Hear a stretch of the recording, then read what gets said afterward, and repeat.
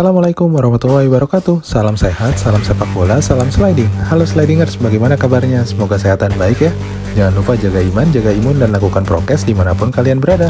Pada review ulasan pertandingan kali ini, Angkel akan mengulas pertandingan penentuan kualifikasi grup Liga Champions Eropa antara tuan rumah Shakhtar Donetsk melawan klub Prancis AS Monaco.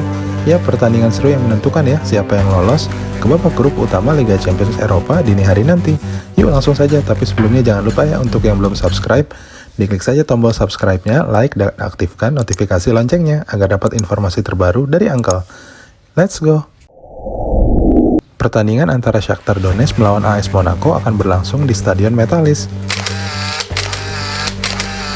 Sebelumnya kita cek dulu ya rekam jejak 5 laga terakhir dari klub Shakhtar Donetsk.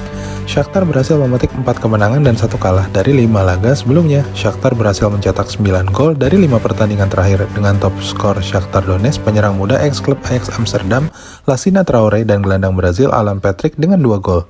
Sedangkan rekam jejak 5 laga terakhir klub AS Monaco, Niko Kovac dan Monaco memulai musim ini dengan lambat. Dari 5 pertandingan terakhir, AS Monaco hanya berhasil menang 1 kali dan sisanya mengalami kekalahan. Dan menarik kita tunggu ya slidingers bagaimana Niko Kovac, ex-pelatih Bayern Munchen, bisa membalikan situasi yang terjadi di AS Monaco kali ini. Termasuk apakah mungkin mengalahkan dan lolos dari klub Shakhtar Donetsk. Perkiraan formasi dan starting lineup.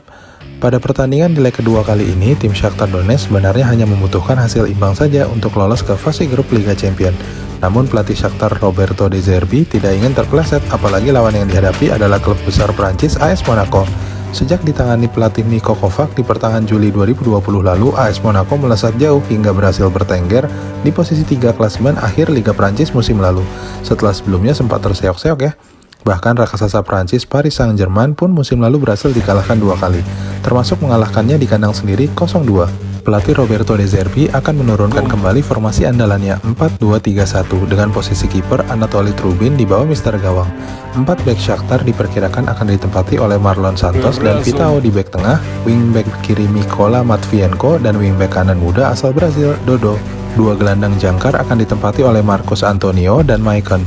3 gelandang serang Shakhtar diperkirakan akan ditempati oleh Manor Solomon, Pedrinho di tengah, dan Matheus Martins atau dikenal dengan TT. 1 penyerang tunggal muda asal klub Akademi Ajax, Lassina Traoré. Sedangkan tim AS Monaco yang memiliki tekad bulat mengalahkan tuan rumah Shakhtar Donetsk. Kali ini pelatih Niko Kovac akan lebih menyerang dengan menurunkan formasi 4-4-2. Di posisi kiper, Radoslav Majecki akan menjadi andalan.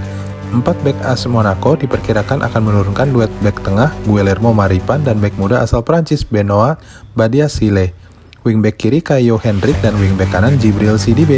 2 gelandang tengah AS Monaco yang mengemban misi cukup sulit menghadapi tantangan 2 lini tengah dari Shakhtar, yaitu pemain muda usia 22 tahun Yusuf Fofana dan Aurelian Tchouaméni. Winger kiri akan ditempati oleh Alexander Golovin dan winger kanan Gelson Martins. Duet penyerang AS Monaco pun akan ditempati oleh penyerang veteran Ben Yedder dan Kevin Holland. Misi cukup sulit AS Monaco akan dihadapi kali ini dengan mengalahkan tuan rumah Shakhtar Donetsk. Catatan Angkel, pada 2 leg kedua kali ini Shakhtar Donetsk akan bermain di kandang sendiri Metalist di Kharkiv. Tuan rumah Shakhtar menargetkan untuk mengulangi misi lolos dari kualifikasi Liga Champions yang sudah di depan mata. Kemenangan 1-0 di kandang AS Monaco di leg pertama membuat tim Shakhtar selangkah lagi lolos ke fase grup. Shakhtar Donetsk yang tim terkenal sulit dikalahkan jika berlaga di kandang sendiri. Musim lalu di fase grup Liga Champions, Shakhtar berhasil menahan seri 0-0 Inter Milan yang ketika itu diperkuat Romelu Lukaku dan Lautaro Martinez, serta mengalahkan Karim Benzema dan kawan-kawan dengan skor 2-0. Pencapaian yang fantastis ya di kandang sendiri, meskipun sempat dicukur oleh Borussia Mönchengladbach dengan skor 6-0. Oleh karena itu, pelatih Niko Kovac harus memutar otak untuk dapat mengalahkan Shakhtar di kandangnya sendiri. Tim Shakhtar Donetsk sendiri meskipun berasal dari negara kelas 2 di benua Eropa, Ukraina, namun jangan pernah meremehkan tim ini ya. Ya, publik dan fans bola sudah mengetahui bahwa tim Shakhtar terkenal dengan materi pemain tim Samba Brazil. Shakhtar Donetsk adalah klub Eropa yang sangat menyukai pemain-pemain Brazil dan sering mengambil pemain dari sana. Sekedar intermezzo slidingers, Brazilian Connection dan revolusi Brazil ini sebenarnya sudah dimulai sejak kedatangan pelatih veteran Mircea Lucescu di tahun 2004. Shakhtar yang merupakan tim mediocre saat itu memiliki ambisi untuk menyaingi klub besar besar Ukraina Dynamo Kiev. Sejak kedatangan pemain Brazil pertama di Shakhtar, Brandao dan Lucescu di tahun 2004 mendatangkan 4 pemain Brazil dan menambah 4 pemain lagi di tahun 2007.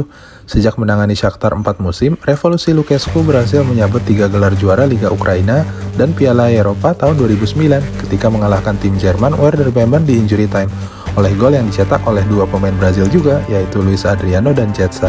Sejak dilatih oleh Mircea Lucescu hampir selama 12 tahun, total 8 gelar Liga Ukraina dan 6 Piala Ukraina, di mana sebelumnya Shakhtar hanya menjadi juara 1 kali. Revolusi Brazil yang luar biasa ya. Belum berhenti sampai di situ Slidingers, hingga saat ini Brazilian Connection di Shakhtar memiliki total hampir 11 pemain sombrero yang di leg pertama saat mengalahkan tim AS Monaco. Pelatih Roberto De Zerbi menurunkan 7 pemain Brazil.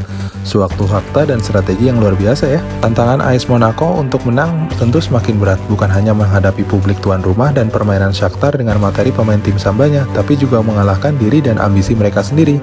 Di leg pertama AS Monaco berhasil menekan Shakhtar hampir 2 babak dengan melakukan 16 tendangan. Namun peluang dan rapatnya pertahanan Shakhtar membuat Fofana, Golovin, dan Kevin Holland kesulitan mendapatkan peluang dan mencetak gol. Tercatat hanya 6 tendangan yang mengarah ke gawang, yang semuanya berasal dari tendangan jarak jauh. Marcus Antonio dan Maicon di tengah mampu menutup lini tengah dengan sempurna, serta duet bek tengah Shakhtar, Marlon dan Vitao yang bermain tidak kenal kompromi. Ini adalah PR bagi pelatih Niko Kovac, harus lebih kreatif lagi jika ingin membongkar pertahanan Shakhtar dan mencetak gol. Niko Kovac, pelatih AS Monaco, bukannya tanpa bekal ya, datang ke Stadion Metalis. Pengalaman Niko Kovac di Liga Champions dan Slidingers, catatan statistik Niko Kovac luar biasa di Liga Champions. Menang 7 kali, 3 kali seri, dan hanya kalah 1 kali. Adalah fakta yang luar biasa. Meskipun kala itu Niko Kovac melatih tim yang luar biasa ya, Bayern Munchen, dan satu-satunya kekalahan Niko Kovac di Liga Champions adalah saat AS Monaco dikalahkan Shakhtar 1-0 kemarin di leg pertama. Wah, catatan angka lainnya adalah Shakhtar yang hanya tinggal meraih hasil imbang pun sebenarnya akan lolos juga. Namun jangan lupakan sejarah ya, bahwa Shakhtar pernah gagal 5 kali lolos ke fase grup Liga Champions. Terakhir Shakhtar Donetsk gagal dari fase kualifikasi adalah di tahun 2016 lalu. Ketika itu, Shakhtar kalah dari tim asal Swiss FC Young Boys. Yang menarik, Shakhtar semakin terpukul kegagalan itu karena sudah menang 2-0 lebih dahulu. Alih-alih menahan imbang di leg kedua, Shakhtar kalah 2-0 dan harus melewati adu penalti dan kalah 4-2. Tentu saja pengalaman menyakitkan tersebut tidak ingin terulang kembali dini hari nanti. Prediksi Uncle.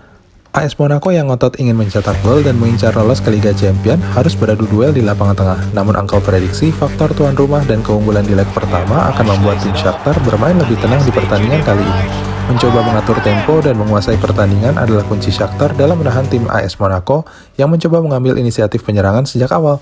Pengalaman tim Shakhtar yang diperkuat pemain-pemain veteran termasuk Brazil Connection akan menambah ketenangan tim Shakhtar Donetsk dalam menahan gempuran AS Monaco. Uncle melihat peluang Shakhtar untuk kembali memetik kemenangan dini hari nanti.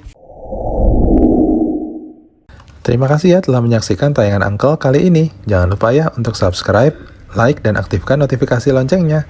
Sampai bertemu di video Uncle berikutnya ya. Assalamualaikum warahmatullahi wabarakatuh.